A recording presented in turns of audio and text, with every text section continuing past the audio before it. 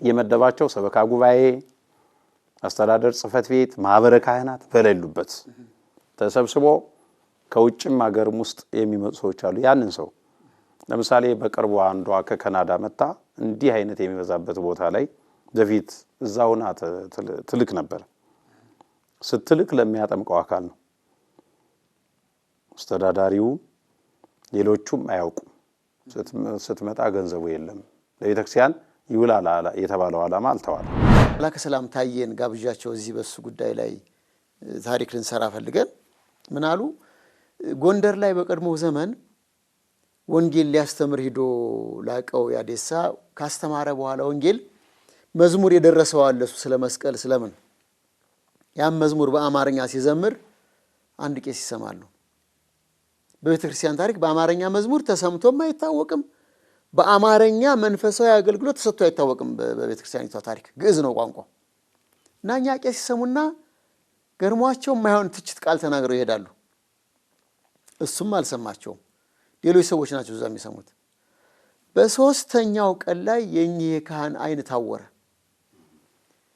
ከዚያ ላቀው አንተ እኮ እዚያ ስትዘምር መዝሙር እኚህ ሰውዬ ተችተው አይናቸው ታወረ አሉት በእኔ ምክንያት ከዚህ በኋላ ወንጌል አላስተምርም ብሎ አቆማሉ ከዚህ አለቃ መንክር የኋላው ሊቀሊቃውንት መንክር ይሄን ሲሰሙ ፈልገው አግኝተው ስለዚህ የጸበሉን ጉዳይ ደግሞ ይሄ ሁሉ ችግር የመጣው ከምን የተነሳ ነው በተለይ እኛ አስተዳዳሪዎች የምንባል አባቶች የተባል ዝቅ ብለን የጸበሉን ቦታ ስለማናየው በየቀኑ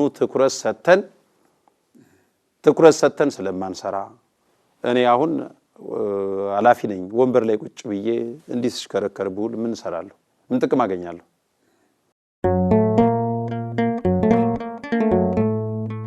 በስመ አብ ወወልድ ወመንፈስ ቅዱስ አሃዱ አምላክ አሜን ሳምንታዊው ዕቅበተ እምነት መርሃ ግብራችን ነው በዛሬ ሳምንታዊ ዕቅበተ እምነት መርሃ ግብራችን በአዲስ አበባ ከተማ ዳር አካባቢ አንዳንድ ቦታ ላይ ሀብተ መንፈስ ቅዱስ ያላቸው በማስመሰል ምእመናን ላይ የሚፈጽሙትን የማጥመቅና ቅባ ቅዱስ መሳይ የማጭበርበር ፈውስ እና ያለ ቆይታችሁ ከኛ ጋር ደግሞ በታላቅ አክብሮት ጋበዝናችሁ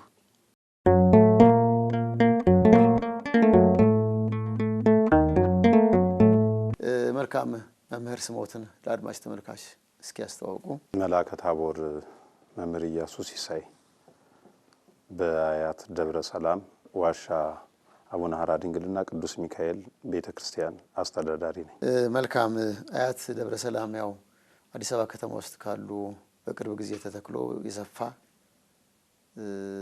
ልዩ አገልግሎት የሚሰጥበት ነው አይደል ያብነት ጉባኤ እንዳለ ሰምተናል እንዴት ነው እሱ እስኪ ንገሩን ወደ ዋናው ጉዳይ ከመግባታችን በፊት ባው እንደተባለው ያው በቅርብ ጊዜ ያብነት ትምህርት ቤት የአቋቋም ጉባኤ ቤት የቅዳሴ ቤት እንዲሁም ደግሞ የትርጓሜ መጻሕፍት ጉባኤ በመጀመር ላይ ነን በርካታ ደቀ መዛሙርት አፍርታ ቤተክርስቲያኗ በመታደርገው የሥራ ድርሻ ለብዙ ቤተክርስቲያናት አገልግሎትም ተመርቀው ጨርሰው አሁን በተለያዩ ገጠር ቤተክርስቲያን አገልግሎት ጀምረዋል አሁንም ያንም እያስቀጠልን ነው ተማሪዎች የዕለት ጉርስና የምሽት መጠለያ ከምን ያገኛሉ ምእመናኑን እያስተባበርን ክርስቲያኖች በወር ከሚያስገቡት አስቤዛ ቀንሰው ለአንድ ተማሪ እንዲሰጡ በማድረግ እና እንዲሁም ደግሞ ከሰበካ ጉባኤ ጋር በመነጋገር እያስተባበርን ያው ሰርከ ብስታቸውን በመቻል ቤት መጠለያ ልብስ በመስጠት ለወደፊቷ ቤተክርስቲያናችን አገልጋይ እንድታገኝ በማድረግ ከፍተኛ ልዩ ትኩረት ሰጥተን እየሰራን እንገኛለን ማለት ነው በእርሶ አካባቢ እነዚህ በሐሰት እንፈውሳለን የሚሉ ግለሰቦች ታይተው ያውቃሉ በጣም ታይተው ያውቃሉ ይላሉ የሚታያሉ ባይሆን በስተዋል ስራቸው በጣም ከቤተ ክርስቲያን ስርዓትና ህግ ውጪ የወጣ የኛን የኢትዮጵያ ኦርቶዶክስ ተዋሕዶ ቤተክርስቲያንን ክብር ስርዓት የሚጠብቅ ያልሆነ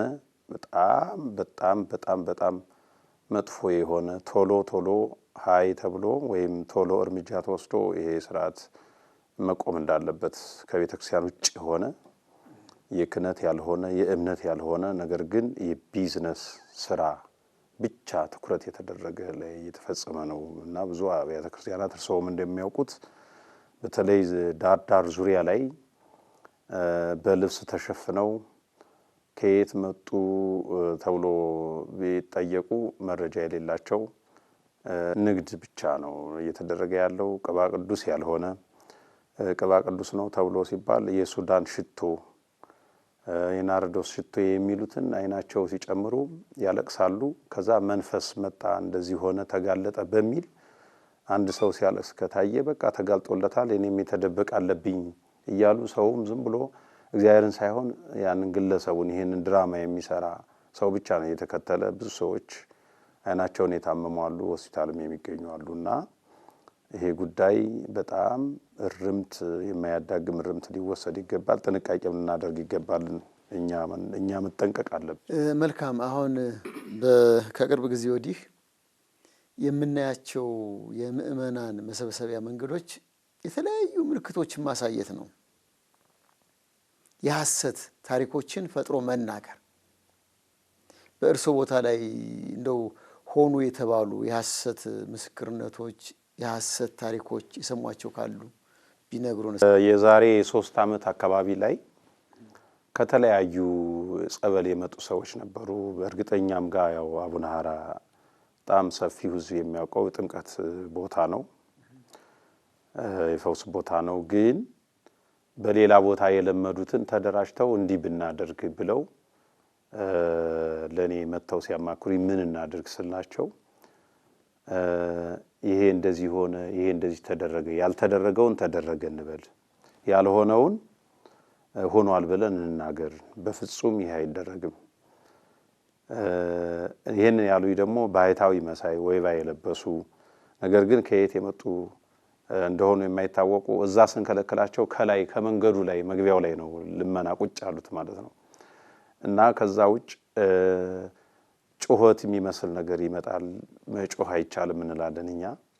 ጩኸት የሚጮህ ከሆነ ራሱ አጋንንት ከሆነ እዛው ጸበል ገብቶ ይርመጥመጥ። እዛው አጥማቂም የሚባል የሰየምነውም የለም። ሰው ራሱ መጥቶ ነው የሚጠመቀው። ራሱ የምታውቁ አሁን በዚህ የምታዩ ሁላችሁ ምስክር ናችሁ። መጮህ የሚባል ማውራት ሞባይልም ማውራት አይቻልም እዛ ጸበል ቦታ ላይ። የተለያየ ቢዝነስም አይነት አሁን ለምሳሌ ስዕል የመሳሰሉ በቃለ ወንጌል ትምህርተ ወንጌል ተትቶ የእግዚአብሔር ቃል ማስተማር ሲገባ ስዕል ለበረከት ግዙ ይባላል። በየቦታው በተለያየ ቦታ ይቻለው። ቅባ ቅዱስም ለበረከት ምእመናን እየገዛችሁ ውሰዱ ይባላል። ታቦት ቆሞ ይሄ መደረግ የሌለበት ነው። ያው ሰውም እንደሚያውቁት ቅባ ቅዱስ ቤተክርስቲያን ከመንበሩ ከቤተክርስቲያን እንዲያም ሲባል ደግሞ ከአባቶች ስልጣነ ክህነት ካላቸው ከካህናት እጅ ነው። በእነሱ ነው ደግሞ የሚቀባው።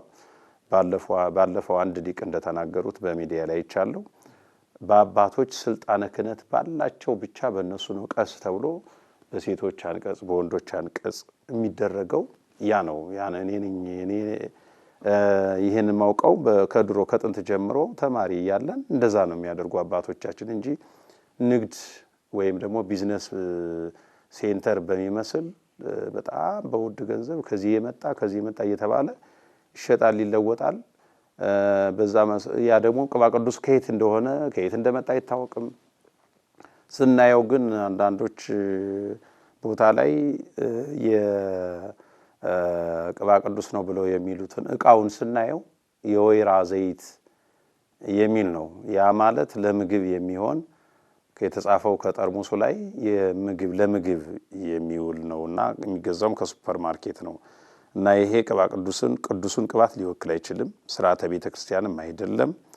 ይሄ በጣም ፈጽሞ የቤተክርስቲያኒቱን ስርዓት የሚቃረንና ታሪኳን የሚያበላሽ ነው። ይሄ በየቤተክርስቲያኑ በተለይ ዙሪያውን ባሉ አጥቢያ ቤተክርስቲያናት ትኩረት ተሰጥቶ ሁላችንም ርብርብ አድርገን ይሄን ጉዳይ ልንከላከል ይገባል። አሁን ላይ እነዚህ እንፈውሳለን የሚሉ ሰዎች እንደው ፈውሰው በትክክል ያሳዩት ነገር አለው ነው ወይንስ እንደው ሲመጡ ማስጓራት፣ ማስጮህ፣ ማንጫጫት ነው? እንዲህ አይነት ፕሮግራም ይሄ ሰብስቦ ሰውን ማስጎራት ምናምን ይሄ ዛር ቤት የሚደረግ እንጂ የቤተክርስቲያን ስርዓት አይደለም። እንዳውም ቤተክርስቲያን ሂዶ ዝም ነው እንጂ የሚባለው የእግዚአብሔርን ቃል መስማት፣ መጸለይ፣ የቤተክርስቲያን ሕግ መከታተል፣ ስነ ስርዓቷን መጠበቅ እንጂ ግርግር ገበያ ይሄ ገበያ የተለያዩ ቁሳቁሶች የሚሸጡበት ገበያ ቦታ እዚያ ላይ ስንት ነው ይሄ ነው ብሎ በመከራከር ጫጫት አለ። ቤተክርስቲያን ግን ዝም ነው፣ ጸጥ ረጭ ነው። የመንፈስ ቅዱስ ቦታ ነው። መንፈስ ቅዱስ ቦታውን የሚቆጣጠረው ቅዱሳን መላእክት ያሉበት በቅዱሳን መላእክት የምትጠበቅ ቤተክርስቲያን ማንም ተሰብስቦ አንጫጪ አለቃ የሚንጫጫ ደግሞ ስብስብ ተሰብስቦ በፍጹም እንዲህ አይነት ይሄ ታምር አይደለም። ይሄ ታምር ሳይሆን ይሄ ከየት መጣ? ይሄ ሰውን በድራማ ለመጎተት ይሄው እንዲህ ታምር ተሰራ እየተባለ ሰው ያን ያየ እንዲሰበሰብና ከተሰበሰበ በኋላ ገንዘብ እንዲሰበሰብ የማድረጊያ ስልት እንጂ ይሄ ታምር ወይም ደግሞ የፈውስ አገልግሎት። እሺ ተንጫጩ ተባለ። ተንጫጭተው እንዲነኝ ዛር ነኝ ቡዳ ነኝ ምናምን አለ። ነገ ተመልሶ ደግሞ ሌላ ስም ቀይሮ ይመጣል። ይሄ በሚደረግበት ቦታ እንደዚህ ነው እያየን ያለ ነው። ለምንድን ነው እውነታውን በዚህ ሰዓት በዚህ ወቅት እንደሚያውቁት ክፋት በበዛበት ኃጢአት በበዛበት ዓለም አሁን አንድ ሰው ይህን ያህል አድርጎ ታምር ሰርቶ እንደው ይፈውሳል ነው? ከፈወሰስ ለምን ተመልሰው ይታመማሉ? ተመልሰው ለምን ይታመማሉ? ደግሞ የሚገርመው ነገር ሌላው ድራማ እነዚህ የተደራጁ ሰዎች ወይም እነዚህ እንጫጫሉ የሚባሉ መናፍስት ናቸው የሚባሉ ሰዎች ደግሞ በየጸበሉ መግቢያ በር ላይ 4 5 10 ይሆኑና ይደራጁና ጤነኛውን ሰው ሲሳደቡ ድንጋይ አንስተው ለመደባደብ ሁሉ ይገላገላሉ። ለምንድነው ተብሎ ሲጠየቁ አርሴማ ልካይ ነው፣ ማርያም ልካይ ነው፣ ሚካኤል ልኮይ ነው። በእውነቱ አሁን እመቤታችን ቅድስት አርሴማ የምትልከዋታ ነው መናፍስት የምትልከው? በፍጹም ይሄ ስተት ነው። ይሄ ስተት ስለሆነ ይሄ ሴራ የሆነ ሰውን ለማታለል ለማወናበድ የተደረገ እንጂ ይሄ ከመንፈሳዊ ባህሪ ጠባይ ውጭ ነው። ከቤተክርስቲያኒቱ አስተምሮ ውጭ ነው። ይሄ ሁላችንም በተለይ እኔን መሰል ኃላፊነት የተሰጠን ቤተክርስቲያናችን የራሷ ሕግና ስነ ስርዓት አለ። በዛ ስነ ስርዓት ወርደን የጸበሉን ቦታ ማየት መፈተሽ፣ ምእመናን እንዴት እንደሚጠመቁ፣ ትምህርቱ እንዴት እንደሚሰጥ፣ እንዴት እንደሚስተናገዱ በስነ ስርዓት ክትትል ልናደርግ ይገባል ብዬ የነን መልእክት አስተላልፋለሁ። አሁን ቅድም ሲናገሩ አርሴማ ልካን ነው፣ ድንግል ማርያም ልካን ነው። መናፍስት አድሮባቸዋል፣ ርኩሳን መናፍስት። ድንግል ማርያም ርኩስ መንፈስ ትልካለች እንዴ? በፍጹም አትልክም። እሷ መናፍስት የእሷ አገልጋይም ተላላኪም እሷም መናፍስትን የምትልክ እናት አይደለችም። መልካም። ሰይጣን ከቅዱሳን መላእክት የተለየበት የወጣበት ምክንያቱ አለመታዘዙ ትዕቢት ኃጢአት ነው። አሁን እነዚህ ሰዎች ርኩሳን መናፍስት አድሮብናል እያሉ ወደ ቤተ እግዚአብሔር ገብተው ይሰግዳሉ። ለእግዚአብሔር ነው እየሰገዱ ያሉት አይደለም? ሰይጣን ለእግዚአብሔር ከሰገደ ጸቡ ቀረ እኮ አይደል? ሰይጣን መሆኑ ቀረ። እና እያደረጉት ያሉት ነገር እነዚህ ሰዎች በትክክል መናፍስት ገፍተዋቸው ነው ወይስ በማስመሰል ሆን ብለው የሰውን አትኩሮት ስበው ወደ እነሱ ለመውሰድ? እሱ ነው መጨረሻ ላይ ያሉት ነው። የሰውን ትኩረት ስበው ስነ ልቦናውን ተቋጣጥረው በዛ በተሰበሰበው ህዝብ አለቃ ኃላፊ ፈላጭ ቆራጭ ሆነው ህዝቡን እንደፈለጉ አድርገው ገንዘብ ለመሰብሰብ የተደረገ ነው።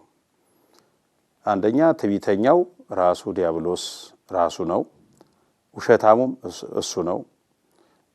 ያንን የሚታዘዘውንም እያዘዘ እንደፈለገ እያደረገ እንዲህ አድርግ እያለ ገንዘብ እንዲሰበስብና ሰውን ከአምልኮተ እግዚአብሔር ለማስወጣት ነው። ለምሳሌ አሁን መቼም በልቦናችን ውስጥ ያለውን ነገር የማወቅ ስልጣን የለውም አጋንንት። በውስጣችን ያለውን የሚያውቀው መንፈስ ቅዱስ ብቻ። ያኛው ሰምቶ ከሰው የሰማውን ወሬ ስለሚፈልግ ማለት ነው ያወራውን ወጥመድ ልክ እንደ ምቀኛ እንደ ተንኮለኛ የምቀኛ የተንኮለኛ አለቃ አይደል? እሱ ጉድጓድ ቆፍሮ ወጥመድ አጥምዶ ሰዎችን በህይወት በደስታ እንዳይኖሩ እያሰናከለ በስንክልክል ባለ ህይወት ውስጥ የሚያስቀምጥ ዲያብሎስ ነው። የመጀመሪያው ግን ውሸት፣ ተንኮል፣ ክፋት፣ ትዕቢት የነዚህ ሁሉ አለቃ ነው እና ይህንም የእሱን ተልእኮ ለመፈጸም የሚደረግ ሴራ እንጂ በእውነት የሐዋርያት ተልእኮ ወይም የቤተክርስቲያን ተልእኮ አይደለም፣ የእምነትም ተልእኮ አይደለም። ይሄ የሚደረገው ስርዓት ማለት ነው። ለምሳሌ እነዚህ ሰብስበው የሚያስጮው ሰዎች ብዙ ጊዜ አይቼ ታዝቤያለሁ። ማነህ? እገሌ ነኝ። ከየት ነው የመጣኸው? ከዚህ ያጎቷ ሚስት፣ ያጎቴ ሚስት፣ የወንድሜ ሚስት ወደ ቤተሰብ ገብቶ ቤተሰቡን ሁሉ ያጣላል። ብዙ ሰዎች በዚህ ጉዳይ የተጣሉ አሉ። ምክንያቱም እንግዲህ አሁን ከአጋንንት እውነት ይገኛል ተብሎ ታስቦ አሁን እውነት አይገኝም፣ ውሸት ነው። ከየት ነው የመጣው? ማን ነው ስምህ? እገሌ ነኝ፣ እገሌ ነኝ ይላል። አሁን ከዚያ በኋላ ደግሞ ምን አመጣህ? እንደዚህ አርገህ ነዋ። ሰውየውን የማታለል ውዳሴ ከንቱ የማድረግ እንደዚህ አርገህ ነው፣ ፈርቼ ነው እያለ ይላል። ከዛ በኋላ ወንድምየው ነው፣ ታላቅ ወንድሙ ነው፣ እንዲህ ነው እያለ ወንድምና ወንድማማች ለማጣላት፣ ቤተሰብ ለማተራመስ፣ ሰው በሰላም እንዳይኖር፣ ሚስቱ ናት ወደ ሌላ እንዳይሄድብኝ ብላ እንግዲህ ባልና ሚስትም ለማጣላት ተጣልተዋል። በዚህ ጉዳይ የተፋቱ ብዙዎች አሉ።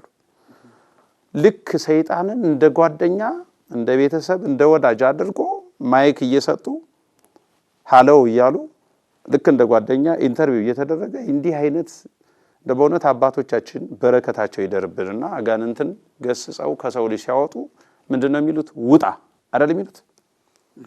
ውጣ፣ አዋርደው ርኩስ መንፈስ ውጣ ብለው ነው የሚያስወጡት። ምንድነው ወዲየና እንዲና አይሉ። በስላሴ ስም በአብ በወልድ በመንፈስ ቅዱስ በስልጣነ ጴጥሮስ ወጳውሎስ በስልጣነ ሐዋርያት ውጣ ነው የሚሉት። እንኳን አጋንንት ጠላታችን ይቀርና እርሱ አሁን የማይወደውት ሰው ለተለያየ ነገር እንደው ብዙ ፈተና የሆነው ሰው የጠሉት ሰው እቤት ሲመጣ ምንድነው የሚሉት? ውጣልኝ በሕግ አምላክ ነው የሚሉት አይደል? ሰይጣንም ውጣ ነው የሚባለው እንጂ ገሌ እንትና ምናምን ብሎ መደረግ የለበትም። በየጸበሉ እንዲህ አይነት ነው ሊሆን የሚገባ። ልክ ማይክ ያቀርባል፣ ብዙ ሰዎች ይሰለፋሉ፣ ይሰበሰባሉ። ከየት ነህ? እንዲህ ነኝ። ምን አመጣህ ደግሞ? እንደዚህ። ታምር ተሰራ ማለት ነው፣ እዚህ ቦታ እንሂድ ይባላል። ምዕመናኑን በእርግጥ ግራ ገብቷቸው ነው፣ ተቸግረው ተይዘው ነው፣ ሊድኑ ስለሚፈልጉ ነው። ግን በዛ ቦታ ላይ ወንጌል መሰበክ አለበት፣ ጸሎት፣ ምህላ መደረስ አለበት። ስርዓተ ጥምቀቱ ደግሞ የቤተክርስቲያኒቱ ስርዓት መሆን አለበት። ከዛ ውጪ ሌላ አዲስ ፋሽን ልቦለድ ፍልስፍና ያለበት ነገር እየታየ ነው። በጣም እጅግ እየበዛ ደግሞ አሁን ማንም ሊቆጣጠራቸው ስላልቻለ እኛም ልንቆጣጠራቸው ስላልቻልን የተለያየ ፋሽን፣ ለምሳሌ አሁን የበሶ እምነት የሚባል መጥቷል። እኔ እንግዲህ በዚህ እድሜ ትልልቆቹም ይጠይቃሉ፣ እርሶ እንግዲህ የበሶ እምነት ሲባል ሰምቼ አላውቅም። ከዛ መቀጠል ደግሞ ምን ተብሏል? አሁን የቅቤ እምነት። ዓርብ ሮብ ሲታመም ምን ሊያደርገው ነው? ለምሳሌ ውስጥ ደዌ ካለበት ዓርብ ሮቡ ከታመመ ምን ሊያደርገው ነው? እንዲህ አይነት ነገር የለም። ከዛ መቀጠል እንግዲህ ምግብ ጸሎት አድርሰን የምንበላው ምግብ ያው ይስማማል። እንደ ቤተክርስቲያን የምግብ ስርዓት ማዕድ ቀርቦ ጸሎት አድርገን ስንበላው ያ በራሱ ስርዓተ ምግብ ነው። መንፈሳውያን ሲመገቡ አባቶቻችን እንዴት እንደምንመገብ ከተመገብን በኋላ ከምግብ በፊት የምናደርገው እንጂ ጸበልና እምነትን ወክሎ የሚሰጥ አገልግሎት አይደለም። ከምግብ ውስጥ ነው በሶና ቅቤ የሚካተተው። በሶ በጾም ጊዜ የሚበላ ነው። ቅቤ ደግሞ በፍስክ ጊዜ ከወጥ ከተለያዩ ነገሮች ተጨምሮ የምናደርገው እንጂ ሌላ ጉዳይ አይደለም። አሁን ደግሞ ቃሪያ የሚባል መጥቷል። ቃሪያ እንግዲህ ሰውን ሁሉ በጨጓራ በሽታ እንዳይጨርሱት እንጂ ቃሪያ ወይም ደግሞ የበርበሬ ዘር ነው አይደለም፣ ገና በሸቱ ያለ ቃሪያ። እንዲህ አይነት ነገር እኔ እንደው ከኔ በፊት የነበሩ አባቶች ከምዕመናንም ከካህናትም ከአባቶቻችን ጠይቄያለሁ፣ እውነት ለመናገር ማለት ነው። እና የለም አሁን በእናንተ ጊዜ ነው የመጣው ይሄ እንዲህ አይነት ነገር ሲሉኝ የሆነ እፍረት ነው የተሰማኝ። እና በታላቋ ቤተክርስቲያን ውስጥ እንዲህ አይነት ስነ ስርዓት ሲፈጸም ለምንድን ነው ሁላችን ዝም የምንለው? ይሄ በእውነት አይገባም። እኔ እውነት ለመናገር ማለት ነው እቺ ያሳደገችን ቤተክርስቲያን ኮትኩታ ጡቷን እያጠባች ተንከባክባ አሳድጋ በጣም ደስ የሚል ተነግሮ የማያልቅ ባሕረ ጥበባት የተባለች የራሷ ስንዱም መቤት የተባለች የራሷ ስርዓት እያለ እንዲህ አይነት ፋሽን ማንም ተሰብስቦ እንዲህ አይነት ነገር ሲፈጽምባት እቺ ኃያሏ ገናናዋ ታላቋ ቤተክርስቲያን ለምንድነው ዝም የምንለው? ትክክል አይደለም። አሁን ምንድነው ይሄ ከገንዘቡ ከቤተክርስቲያኒቷ ገንዘቡ ይበልጣል የምንል ማለት ነው። ስለዚህ ቤተክርስቲያናችንን ስርዓቷን ማስቀደም ማክበር መጠበቅ መንከባከብ አለብን። ይሄ ልቦለድ አዲስ ፋሽን አዲስ የግለሰቦች ስርዓት በቤተክርስቲያኒቱ እየተንጸባረቀ ነው። ምእመናንም ቤተክርስቲያናችሁን መጠበቅ አለባችሁ። እኔን መሰሎች ሁላችንም አገልጋዮች አዲስ ፋሽን አትሂዱ። እንደው ስለ አባቶቻችን ስላስተማሩን ስለነ የኔታ ስለመምራኑ አምላክ ስለ እግዚአብሔር ይወቅሰናል ለማለት ፈልጌ ነው። የባዕድ አምልኮ ሲፈጸም ብዙ ጊዜ በሚናገሯቸው ምግቦች ነው የሚፈጽሙት። የጨሌ አምልኮ የዛፍ አምልኮ እንዲህ አይነት ነገሮች ሲፈጽሙ የሚጠሯቸው ምግቦች ደርድረው ለታዳሚዎች ያድላሉ። ከዛ ወደ ማጉራት ይገባሉ። እነዚህ ሰዎች ምናልባት በተቀደሰ እግዚአብሔር አውደ ምሕረት ላይ የባዕድ አምልኮ ስርዓት እየፈጸሙ ይሆን ሳናውቀው? ጨሌ ሲደረግ አሁን ማሩ ቅቤው ምኑን ምግብ ነው። ይህን ነገር እየፈጸሙ ይሆን እነዚህ ሰዎች? እንግዲህ ይሄንን ጉዳይ ራሳቸውና የሚያመልኩለት ነው የሚያውቁት። ምን እንደሚያደርጉ እኔ ግራ ይገባኛል። ስለነሱ ዕውቀቱም ስለሌለኝ የነሱ የሚሰሩትን ስራ ስለሌለኝ ምን ብቻ ግን የእርሰው ጥያቄ እንደዛ ያስብላል። በጣም ግራ የሚያጋባ ነው። አሁን ከዚህ ሰዓት በኋላ ደግሞ ነገ ምን እንደሚፈጠር አናውቅም። እንደተባለው ድሮ ተማሪ እያለን ወደ አንዳንድ ትምህርት ቤት ስንሄድ በየመንገዱ የተለያየ ምግብ አድርገው መንገድ ላይ ይጥላሉ። ሳር ጎዝጉዘው በአነባበሩ አድርገው የሆነ ቁርሳ አድርገው መንገድ ላይ ይጥላሉ። ኑግ ምናምን አድርገው ግን እኛ ሲርበን መንገድ ላይ ስናገኘው ግን በስመ አብ ወወልድ ወመንፈስ ቅዱስ ብለን እንበላዋለን። ምንም አልሆንም። እንግዲህ ይሄ ማለት ምግቡን ዝም ብሎ ሜዳ ጥለውታል ነው እንደ መንፈሳዊያን አስተሳሰብ እንጂ ሌላ ምንም ነገር የሚመጣ የለም። ብቻ የተለያየ ነገር እንደው በጣም የማይታወቅ ደግሞ አሁን እንግዲህ አሁን እነዚህ ሰዎች ሲያዩ ስንመለከታቸው አለባበሳቸው መንፈሳዊ ነው። አለባበሳቸው መቁጠሪያቸውም ካባቸውም ቀሚሳቸውም የያዙት መስቀልም መንፈሳዊ ነው። ውስጣቸውን ግን መድኃኔዓለም ነው የሚያውቀው። እንግዲህ ብዙዎች በበጎች መካከል ተኩላዎች ይመጣሉ ያለው ስራውን በደንብ ትኩረት ተሰጥቶ ካልታየ በጣም ከባድ ነው። ብቻ ውስጣቸው ምን እንደሚያደርጉ አናውቅም። ለምሳሌ ባለፈው ከኛ ጸበል ቦታ የመጡ የጸበል መጠለያ አለ። እንደው ተአምር ተሰራ ከዚህ ቦታ እንደዚህ ከጎን ሲሄዱ ቤተክርስቲያን ውስጥ ነው። አዎ ተአምር ይሰራል ብለው ግልብጥ ብለው ከጸበል ቤታቸው ከባታቸው ለቀው ሲሄዱ ያ የሚያጠምቀው የተባለው ሰው ክህነት የለውም፣ ዲያቆንም አይደለም። ከዛ ስሰማ ግን ዲጄ አይነት ስራ የሚሰራ የነበረ ሰው ነው። ከአርባ ምንጭ ተባሩ ነው የመጣው እና ቅባ ቅዱስ ያደርጋል። ተቃጠልን እያሉ ቶሎም የሚያቃጥለው ነገር አልተወላቸውም። የሚያደርገው ምንድነው? የሱዳን ሽቶ ነው። እንግዲህ አይደለም ሽቶ እናቶች አሁን ዶድራንት እንዲች ሽቶ ቤተክርስቲያን ሲረጭ ተሳስቶ አይነውት ከገባ ያቃጥላል አይደል? ልክ እንደዛ አይነት ያ ደግሞ ሙሉ ለሙሉ ስራዬ ጉዳይ ተብሎ አይን ላይ ሲደረግ እንግዲህ አይን ማለት ሴንሲቲቭ ፓርት ነው፣ ስስ ነገር ነው። አይን ከሌለ ሰውነታችን የለም ማለት ነው። ለአይናችንም ለሰውነታችን ማዘን አለብን። በጣም ከባድ ነገር ነው። ከዛ ደግሞ በጥፊ ይዞ አንዷን በጥፊ ሲላት ወደቀች። እንዴት ነው በጥፊ ሰው ሲመታ የማይወርቀው? እሱ ግን ምን አለ? መንፈስ ቅዱስ ታለሽ? አዎ በጥፊ ሲላት ሄዳ ወደቀች። እንግዲህ ይሄ ተአምር ሰራው ነው። በጥፊ አይደበደብም። እንኳን በጥፊ አሁን ይሄ መስቀል ምንባረክበት ምናሳልፍበት እንጂ መደባደቢያ ሊሆን አይገባም። ከዛ ደግሞ ትልቅ መቁጠሪያ ያለ ደግሞ በዛ መቁጠሪያ ፊቱን ሲል ይወርቃል። አንዱ ጎበዝ ወጣት ነው፣ አትደብድበኝ አትምታይ ነው ያለው። ልክ ነው።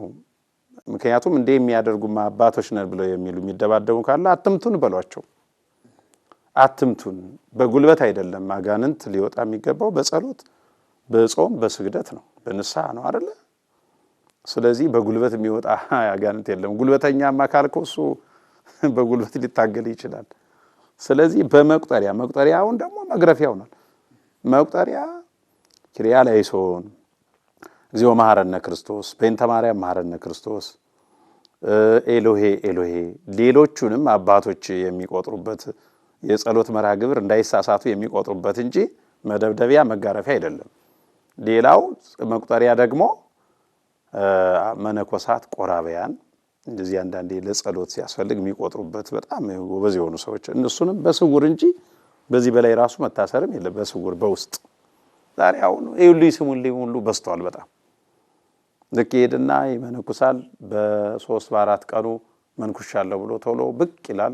የፈረደበት ቲክታክ አለ፣ በሱ ብቅ ይላል። መቁጠሪያውን አንጀርቅቆ በጣም ብዙ መቁጠሪያ እንዲህ አንጀርቅቀውም ደግሞ በህልም አይቻለሁ በራእይ አይቻለሁ ብለው ባሕታዊ ነን የሚሉም ደግሞ መጥተዋል። ረጅም ከአንገት እስከ እግር ጣት ድረስ መቁጠሪያ ያስሩና ሌጦ ለብሰው ማለት ነው። በእውነት አሁን አዲስ አበባ ምን ይሰራል እንዲህ አይነት? ለምን በረሃ በባቱ ጸንቶ ስለ ኢትዮጵያ ስለ ቤተክርስቲያን ስለ ሁላችንም መጸለይ ያለብን ነው። ምን ይሰራል እዚህ አዲስ አበባ ምን ይሰራል? ከዛ በኋላ ደግሞ ሌላ ሆኖ የሚታየው እንግዲህ እዚህ ጋር ጸበል ፈልቋል። ምዕመናንም ደጋግናቸው የታዘዙትን የተነገራቸው ሰምተው እዛ ቦታ ነው የሚሄዱት። ከዛ በኋላ ምን እንዳደረጋቸው ደግሞ ይወርቃሉ፣ ይጮሃሉ፣ ይጫጫሃሉ። ግርግር ነው የሚባለው። ቃለ እግዚአብሔር ተትቶ ጮኸት ብቻ ነው። ከሰማይ ወረደ በእነዚህ ባሕታዊ እግዚአብሔር ተገልጾ ጸበሉ እዚህ ምድረ በዳ ፈለቀ ነው እየተባለ ያለው። ለምን? እግዚአብሔር ኃያሉ ንጉሥ የትዶ ነው? አምላካችን የትዶ ነው አለ ከኛ ጋር። ለምን እሱን ትተን ሰውን እናመልካለን፣ ሰውን እንከተላለን? ይሄ ተገቢ አይደለም። ይሄ እየተፈጸመ ያለው ቤተክርስቲያናችን ላይ። ቤተክርስቲያን ደግሞ የራሷ ኃላፊ አላት። ኃላፊነት የወሰደ አለ፣ እኔን የመሰሉ አባቶች አሉ። ይሄ ስራ ሲፈጸም ዝም ብሎ ማየት ተገቢም አስፈላጊም አይደለም። በጣም ብዙ ዝባዝንኬ ብዙ ኮተት እየተራገፈባት የማንም ድራማ መስሪያ ሆናለች ቤተክርስቲያን። ስለዚህ ሁላችንም ኃይልን ትኩረት አድርገን ቤተክርስቲያናችን ልንጠብቅ ይገባል ነው። የሚገርመውት ነገር እግዚአብሔር ተአምራትን ያደርጋል። ግን ሲያደርግ ለቅዱሳን ሕዝብ እንጂ ለአመፀኛው አልመሰለኝም። በቤተ ክርስቲያን ውስጥ ልዩ ምልክቶችን እየፈጠሩ ይሄ ተከሰተ እየተባለ ብዙ ዜና እንዲሰራጭ ይደረጋል። መጨረሻ ላይ የምናየው ነገር ግን ሌላ ነው። ገንዘብ መሰብሰብ ፍላጎት ነው። በትክክለኛው ወንጌልን አስተምረው ሕዝብን ማገልገል ሲገባ የማይገባ ነገር እንትን እያሉ ወደ ገንዘብ የሚሄዱ ሰዎች አሉ። እነዚህ አጥማቂዎች ነን ባዮች ገንዘብ ላይ ያላቸው እይታስ ምን ይመስላል? በጣም መልካም። እነዚህ ሰዎች የመጀመሪያው ዓላማቸው ገንዘብ ለማግኘት ነው። አንዱ ገንዘብ ለመሰብሰብ። አሁን ብዙ ሰዎች እኔ እንግዲህ ሰዎች የሚነግሩኝ ነው ይሄ ገንዘብ የመሰብሰብ እንትን ምልክት በመስራት ነው። ምልክት በማድረግ 4 5 ይሆናሉ። ከዛ በኋላ እየበዙ የሚያብዱት የሚጮሁ ሰዎች ይጨመራሉ። ጤነኛውም ሁሉ ያብዳል። ምን እንደሚነካው አይታወቅም። እዛው ላይ ይጮሃል፣ ይጫጫሃል።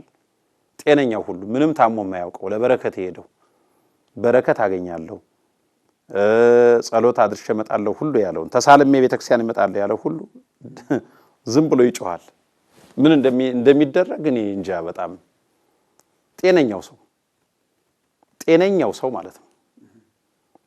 ልክ ጸበልም እኮ ሳይገባ ነው። ልክ እዛ ሰው ፊት ላይ አጥማቂ ነኝ እንዲህ ነኝ የሚለው ሰው ላይ ፊት ለፊት ሲደርስ ዝም ብሎ ይጮሃል። እንግዲህ ይሄማ ከሆነ ሌሎች ቦታም የሚጫጫው አለ። በቃ በጣም ግራ የሚያጋባ ነው። መጨረሻው ላይ ምንድነው? ገንዘብ አንጡ ነው መጨረሻው ላይ በቃል ይጠይቃሉ። አዎ ገንዘብ ላይ በእርግጥ አሁን ትምህርተ ወንጌል ከተሰጠ በኋላ ጸበሉ በስነ ስርዓት ተጠምቆ ቢሆን በስነ ስርዓት በአግባቡ ልክ በማንኛውም ቤተክርስቲያን እንደሚተባበረው ማስተባበር ግን የቤተክርስቲያን ገንዘብ አሰባሰቡ ትክክል ያልሆነ አንደኛ የተመደቡት ሰዎች በሌሉበት የተመደቡት ሀገረ ስብከቱ የመደባቸው ሰበካ ጉባኤ አስተዳደር ጽፈት ቤት ማህበረ ካህናት በሌሉበት ተሰብስቦ ከውጭም ሀገርም ውስጥ የሚመጡ ሰዎች አሉ። ያንን ሰው ለምሳሌ በቅርቡ አንዷ ከካናዳ መጣ እንዲህ አይነት የሚበዛበት ቦታ ላይ በፊት እዛውና ትልክ ነበር። ስትልክ ለሚያጠምቀው አካል ነው። አስተዳዳሪው ሌሎቹም አያውቁም። ስትመጣ ገንዘቡ የለም። ለቤተክርስቲያን ይውላል የተባለው ዓላማ አልተዋለም። አብዛኛውን ጊዜ በቃ ከዛም ቤተክርስቲያን ሲወጡ ሌላ ቦታ ነው ቢዝነሱን የሚያጧጡፉት። እውቅና ቤተክርስቲያኒቱ ማግኘት ሲቻላት የጸበሉ ስም ለምሳሌ እኔ አሁን አቡነ ሐራ ድንግል ነው ያለሁት። እኔ ከምታወቅና አቡነ ሐራ ድንግል ከሚታወቁ የትኛው ነው የሚሻለው? ከኔና ከአቡነ ሐራ ድንግል መታወቅ ያለባቸው የትኛው ነው? ያው ቤተክርስቲያን የቀነነችው ቅዱስ መታወቅ አለባቸው። አቡነ ሐራ ድንግል ናቸው መታወቅ ያለባቸው። ይሄ ነው ምእመናንም ተከትለው የሚሄዱት የቤተክርስቲያን ሥርዓት የተጠራው የተሰየመውን ጻድቅ ወይም የሚጠሩትን ፈዋሹን ከእግዚአብሔር ዘንድ የተቀበሉት ቃል ኪዳን ጻድቅ አቡነ ሐራ ድንግል ወይም ተክለ ሃይማኖትን ወይም ሌሎቹን ቅዱሳን እንጂ አጥማቂው ነው አጥማቂ ነው ተብሎ የተሰየመውን ሰው አይደለም። እንግዲህ አሁን እኛ ሰውዬ እዛ ተነስተው ሲሄዱ ያንን ሰው ተከትለው የሚሄዱ ማለት ቤተክርስቲያን ቀሩ ማለት ነው። ይሄ ማለት የአዲስ ክርስቲያን ባህሪ ነው ማለት ነው። ልክ አይደለም። ዕውቀት ያልተጨመረበት ክርስትና ደግሞ ትክክል አይደለም። ማንን መከተል እንዳለብን እንወቅ ነው። ይሄ ነው መሄድ ያለበት። ከጥንትም ከአባቶቻችን የተማርነው ትምህርት ይሄ ነው እና ከዛ ቦታ ላይ ጥያቄ ከበዛ ስርዓተ ቤተ ክርስቲያን በተመለከተ ጥያቄ ሲበዛ በስርዓት ይሁን የሚል መሪ ካለ ቦታው አልተመቸንም ይሉና ተነስተው ደግሞ ሌላ ቦታ ነው። ከዛ ደግሞ አንድ ገንዘብ የተቸገረ ቦታ አለ ደግሞ ያንን ኑ ይላቸዋል፣ እንደፈለጉት ያዙታል። ቤተክርስቲያኑ የሚጋብዛቸው ራሱ ቤተክርስቲያን ይጋብዛቸዋል። እነዚህ የሚያስጨሁትን ዓላማው ለምን ምን ፈለጋል? የሚከተለው ህዝብ ገንዘብ ያመጣል። ህዝብ ከበዛ ደግሞ ገንዘብ ይመጣል ማለት ነው።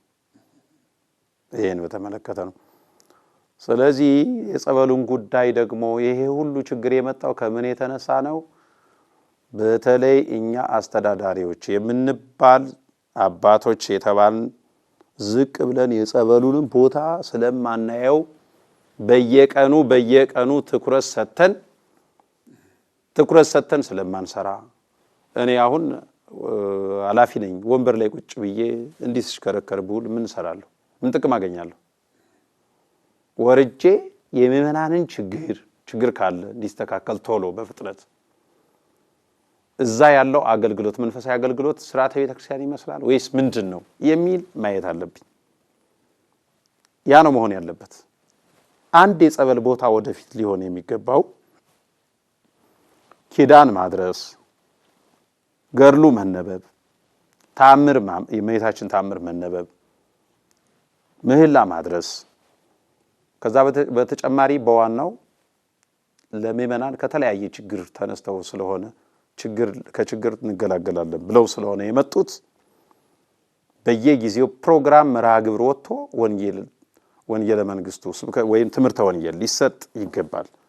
በትዳር ዙሪያ፣ ልጅ በማሳደግ ዙሪያ፣ በማህበራዊ ጉዳይ ዙሪያ እንዲሁ ደግሞ ሰው ንስሐ እንዴት መግባት እንዳለበት መመለስ እንዳለበት በስራ ታታሪ ሰራተኛ እንዲሆን ዝቅ ብሎ ሰው እርስ በራሱ እንዲከባበር ምክር አገልግሎት ትምህርተ ወንጌል ተሰጥቶ ካለበት ከውድቀት እግዚአብሔር ያነሳል አይደል? እግዚአብሔር የወደቁትን ያነሳል ይላል። ስለዚህ ከውድቀቱ እንዲነሳ ትምህርተ ወንጌል ከተማረ ራሱ ያ ፈውስ ነው በረከት ነው ለህዝቡ ማለት ነው። ስለዚህ ይሄን ማድረግ ስላልቻልን ማንም ከየት መጣ የማይባል መጥቶ በጸበሉ ቦታ እየፈነጨበት ቢዝነስ እያጧጧፈበት ስለሆነ ይሄንን ወርደን አይተን ስርዓቱን ማስከበር የኛ ድርሻ ነው። ስለዚህ በየአጥቢያው ላይ ገቢን ለማብዛት ከእግዚአብሔር ሳይሆን ከርኩሳን መናፍስት ጋር የተቆራኙ ሰዎችን አምጥተው በቤተ ክርስቲያን ላይም የማይገባ ተውኔት የሚፈጽሙ ሰዎች አሉ ማለት ነው። ቅዱሳን ሐዋርያት፣ አበው፣ ጻድቃን፣ ሰማዕታት እግዚአብሔር ሀብቱን ጸጋውን የሰጣቸው በየገዳማቱ ስንክሳር ላይ ብዙ እናነባለን። እንዲህ ህዝብ አሰባስበው ይህን ተግባር ፈጽመውታል። በቤተ ክርስቲያን ታሪክ ላይ እንደው አነበብኩት የሚሉት ገድል ስንክሳር ወይም እንደው ድርሳን አለ ወይ? ምናልባት በዚህ መልኩ የተሰራ ስራ እኔ እንደው እንኳን ጠየቁኝ ደስ ብሎኛልና እንደውም ቅዱሳን በስንክሳር ላይ የተጻፉት ቅዱሳን ባሉበት ቦታ ላይ ብዙ ገቢረ ተአምር ሲፈጠር እንኳን አይደለም ራሳቸው ልብሳቸው ሁሉ ሙት ያስነሳል። በሽታ ሁሉ ከሀገሩ ከአካባቢ ይጠፋል እና ውዳሴ ከንቱ ሲመጣባቸው የነበሩበትን በዓት ለቀው በዚህ በፈተና አጋለጣለሁ ብለው ተነስተው ይሄዳሉ። ሌላ በማይታወቁበት ሀገር ማለት ነው። በማይታወቁበት ሀገር ይሄዳሉ። የነሱ ታሪክ አብዛኛው ይሄ ነው። ውዳሴ ከንቱን እንኳን ገንዘብ ቢዝነስ መሰብሰብ ይቅርና ውዳሴ ከንቱ እንዳይጥላቸው የእግዚአብሔር ጸጋ እንዳይርቃቸው አይ ታወኩኝ በዚህ ቦታ ላይ ስለዚህ በውዳሴ ከንቱ ልሞት ነው ይሉና ይሄንን ከማይ ይሉና ተነስተው አገር ለቀው ቀይረው ሌላ ቦታ ይሄዳሉ ማለት ነው። አሁን ግን እዩኝ፣ ስሙኝ፣ አድምቁኝ፣ አወድሱኝ፣ እንደዚህ ስሜን ጥሩ። አሁን ራሱ ይሄንን አሁን በሚዲያ በቴሌቪዥን ይሄ ሲነገር ራሱ እንደዚህ የሚያረጉት ሰዎች አደራጅተው የሆነ ነገር ሊሉ ይችላሉ። ይሄ ማለት ምንድነው? ውዳሴ ከንቱ ከመፈለግ በውዳሴ ከንቱ ለመክበር ያላቸው ሁኔታ በሰዎች ዝነኛና በጣም ዕውቅና ለማትረፍ ጥረታቸው አንደኛው ይሄ ስለሆነ ዝናን መጀመሪያ ማትረፍ ከዝናው ቀጥሎ ገንዘብን ስለሆነ ማለት ነው እንጂ በስንክሳር ያሉ ቅዱሳን አባቶቻችን በጣም በሚገርመው ሁኔታ ራሳቸውን ሰውረው ራሳቸውን ኃጢአተኛ አድርገው ራሳቸውን ውርቅ አድርገው እግዚአብሔር ብቻ ግን እንደሚያያቸው የሚያምኑ ሆነው በዚህ መልኩ ነው ስንክሳሩም የተለያየ ስንክሳር ብዙ ልንጠቅስ እንችላለን። ብዙ ሰውም እንደሚያውቁት ማለት ነውና በስንክሳር የምናውቀው እንደዚህ ነው እንጂ ይሄን ውዳሴ ከንቱ ይሄ የተለያየ ተአምር እየሰሩ እዩኝ እንዲህ አደረኩኝ ስሙልኝ ተረዱልኝ መረጃ ይዘው ይሄው ልብ አድርጉ ብለው አልሰሩ። ስንክሳሩ ገድለ ቅዱሳን የቀደመው ዘመን ነው። እኛ ባለንበት ዘመን ልዑል ራስ መንገሻ ስዩም የህይወት ታሪካቸውን ሲጽፉ የአንድ ባህታዊ ታሪክ ጽፈዋል። እሱም የራሳቸው ያሳደጉ ልጃቸው ነው። ላቀው ያዴሳ ይባላል። ከባዕድ አምልኮ ነው የወጣው። በኋላ ላይ ግን የእግዚአብሔር ሰው ባህታዊ ሆነ። ጋሽታይ መላከ ሰላም ታየን ጋብዣቸው እዚህ በሱ ጉዳይ ላይ ታሪክ ልንሰራ ፈልገን ምን አሉ? ጎንደር ላይ በቀድሞው ዘመን ወንጌል ሊያስተምር ሄዶ ላቀው ያዴሳ ካስተማረ በኋላ ወንጌል መዝሙር የደረሰው አለ እሱ ስለ መስቀል ስለምን ያም መዝሙር በአማርኛ ሲዘምር አንድ ቄስ ይሰማሉ። በቤተክርስቲያን ታሪክ በአማርኛ መዝሙር ተሰምቶም አይታወቅም። በአማርኛ መንፈሳዊ አገልግሎት ተሰጥቶ አይታወቅም። በቤተክርስቲያኒቷ ታሪክ ግዕዝ ነው ቋንቋ እና እኛ ቄስ ይሰሙና ገርሟቸው የማይሆን ትችት ቃል ተናግረው ይሄዳሉ። እሱም አልሰማቸውም። ሌሎች ሰዎች ናቸው እዛ የሚሰሙት። በሶስተኛው ቀን ላይ የኚህ ካህን አይን ታወረ። ከዚያ ላቀው አንተ እኮ እዚያ ስትዘምር መዝሙር እኚህ ሰውዬ ተችተው አይናቸው ታወረ አሉት። በእኔ ምክንያት ከዚህ በኋላ ወንጌል አላስተምርም ብሎ አቆማሉ። ከዚህ አለቃ መንክር የኋላው ሊቀ ሊቃውንት መንክር ይሄን ሲሰሙ ፈልገው አግኝተው የሚድነው ይዳን እምቢ ያለው ይቀጣ አንተ እግዚአብሔር ልኳል አስተምር ብሎ አስገድዶሳቸው እንዲያስተምር አደረጉት። ዛሬ ዋልድባ ላይ ያሉ ብዙ አበው መነኮሳት ላቀው ያዴሳ ፍሬ ናቸው። ከባዕድ አምልኮ ቤት የወጣው የጅባትና ሜጫ ያምቦ ልጅ ነው። ሰው ጸጋ ሲበዛለት ራሱን ይሰውራል እንጂ ባልተሰጠው ጸጋ በሐሰት አሳዛኝ ነው መምህር፣ አሳዛኝ ነው። ሌላው ስለ በረከትና መርገም ስለ ፈውስና በሽታ መጽሐፍ ቅዱስ ምን ይላል? ኦሪት ዘዳግም ምዕራፍ 28 ከቁጥር 1 ጀምራችሁ ሙሉውን አንብቡት። ከቁጥር 1 እስከ 14 በረከቱ ፈውስ ነው። ከቁጥር 1 እስከ 14 ከዚያ በኋላ ደግሞ ያለው መርገም ነው። የእሱም ምክንያቱ ግልጥና ግልጥ አንድ ነገር ነው። እንዲህም ይሆናል የአምላክህን የእግዚአብሔርን ቃል ብትሰማ ዛሬም ያዘዝኩህን ትእዛዙን ሁሉ ብታደርግ ብትጠብቀውም አምላክህ እግዚአብሔር ከምድር አሕዛብ ሁሉ ላይ ከፍ ከፍ ያደርግሃል። የአምላክህንም የእግዚአብሔርን ቃል ብትሰማ እነዚህ በረከቶች ይመጡልሃል ያገኙህማል። አንተም በከተማ ብሩክ ትሆናለህ፣ በእርሻም ብሩክ ትሆናለህ። የሆድህ ፍሬ፣ የምድርህም ፍሬ፣ የከብትህም ፍሬ፣ የላምህም ርቢ፣ የበግህም ርቢ ስራ ማለት ነው ብሩክ ይሆናል። የእግዚአብሔር በረከት የሚገኘው ሕጉን ሰምቶ በማድረግ እንጂ እከሌ ወይም እከሊት ትንቢት ስለተናገረች ሽቶ ዘይት ስለቀባችን አይደለም። ይህን ወቁት። መርገሙ ደግሞ ቃሉን ባለመስማት ባለማድረግ ነው። ኦሪት ዘዳግም ምዕራፍ 28 ከቁጥር 1 እስከ ፍጻሜ ድረስ የሕይወት መመሪያው የሆነለት ክርስቲያን ዘመኑ የበረከት ነው የሚሆነው። ጥሪያችንን አክብረው መጥተው አስተማሪ ሆነውን መልእክት ስላስተላለፉ በአድማጭ ተመልካች ስም በእጅጉ እናመሰግናለን። ቃለ ሕይወትን ያሰማልን፣ በዕድሜ በጸጋ ይጠብቅልን፣ እንደ እርሱ ያሉ እውነተኛ አባቶችን ያብዛልን። የዕለቱን ዕቅበተ እምነት መርሃ ግብራችንን እዚህ ላይ ስናጠናቅቅ ቀሪዎቹ መርሃ ግብራት እንድትከታተሉ በታላቅ አክብሮት በመጋበዝ ነው።